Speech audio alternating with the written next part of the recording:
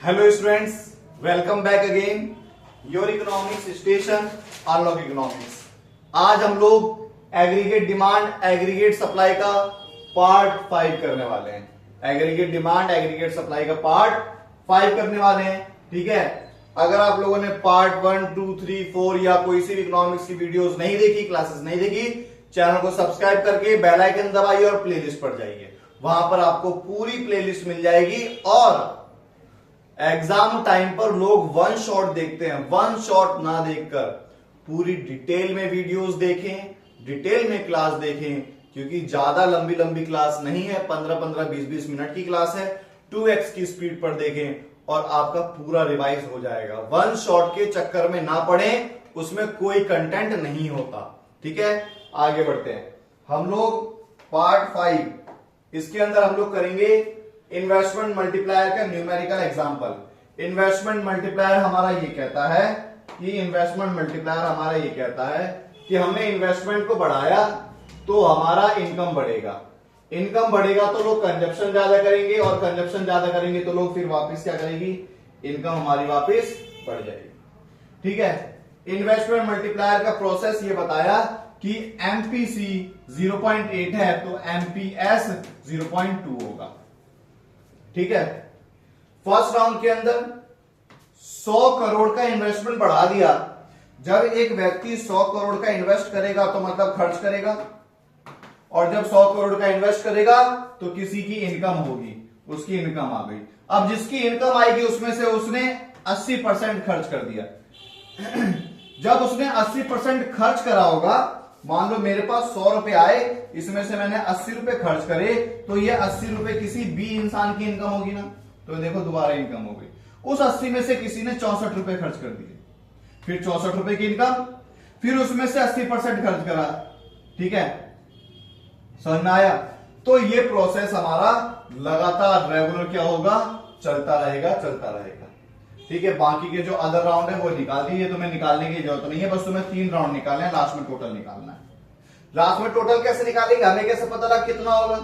तो हमारा के का फॉर्मूला होता है डेल्टा आई अपॉन में delta Y, delta Y upon में डेल्टा आई, हमारा ये फॉर्मूला होता है। ठीक है, के का जब हमारा ये फॉर्मूला हो गया तो हमें इसमें डेल्टा आई तो पता है, डेल्टा वाई पता ही नहीं है।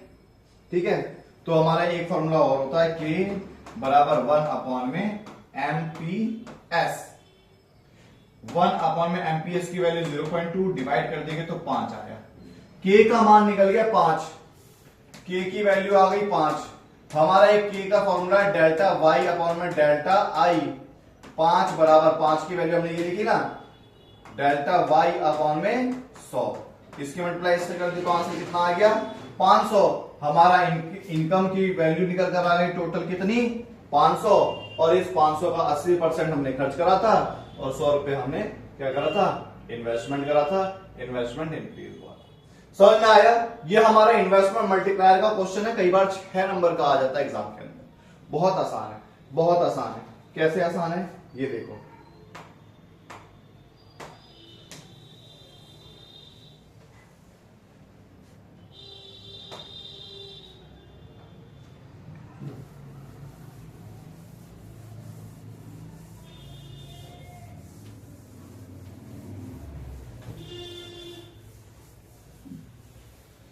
देखो कैसे, इसके अंदर पहली बार 100 रुपए की इन्वेस्टमेंट हुई, हमने बता रखा है 80% हम खर्च करेंगे, बाकी हम बचा लेंगे।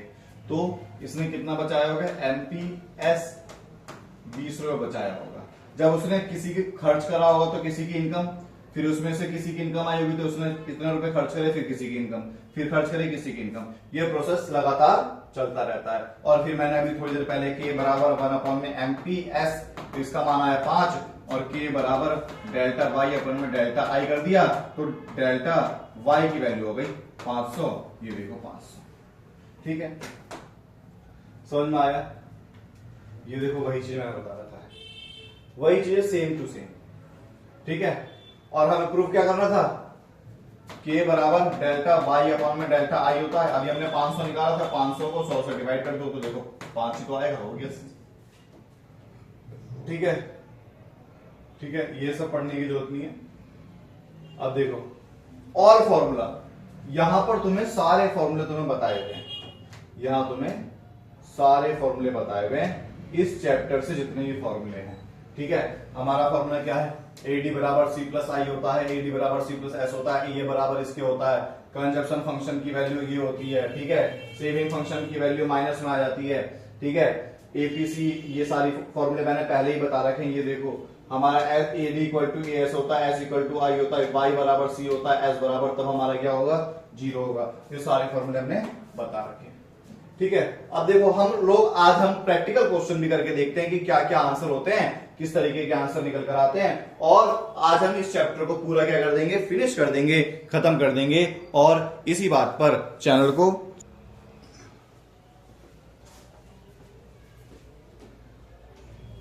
अब देखो हमारा इन्वेस्टमेंट दे रखा है, फॉलोइंग नेशनल इनकम दे रखी है, मतलब नेशनल इनकम की वैल्यू मतलब y बराबर 800 दे रखा है।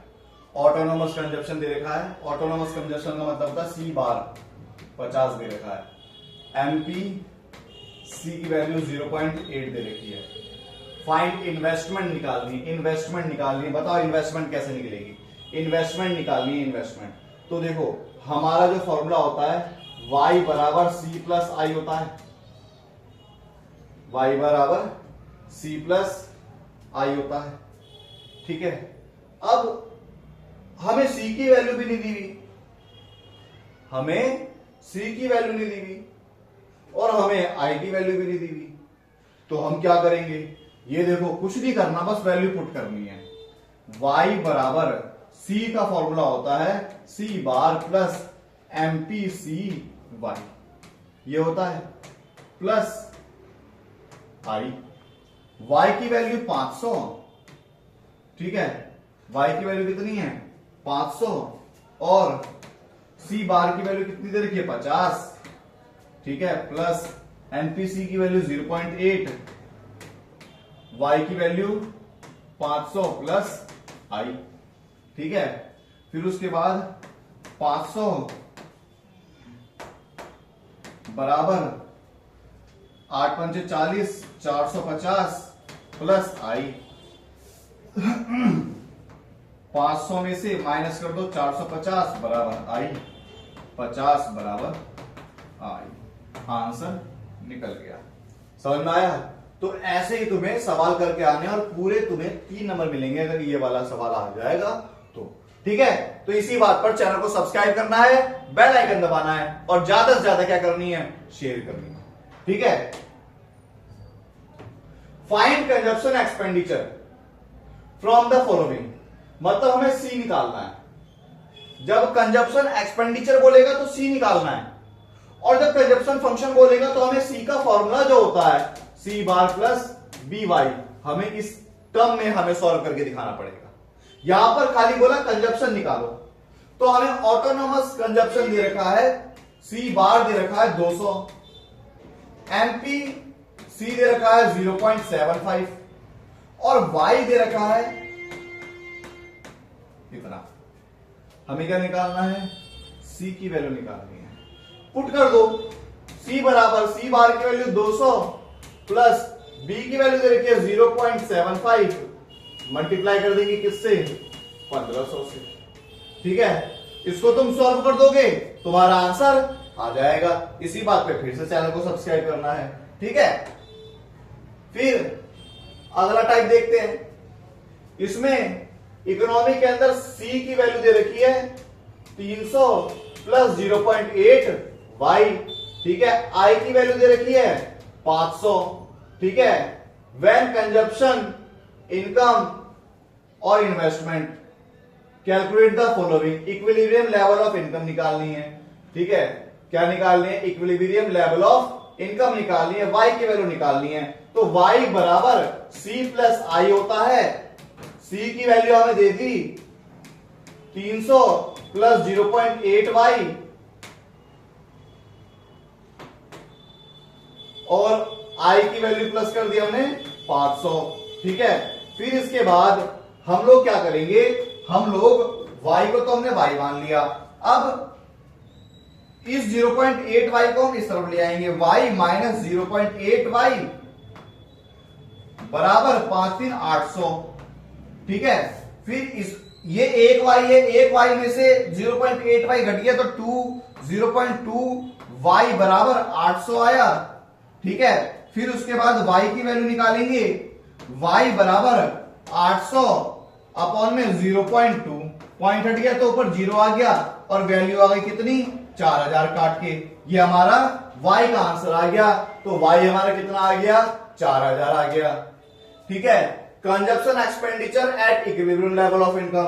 अब C निकालना है, इस y की वैल्यू को यहां पर पुट कर दो।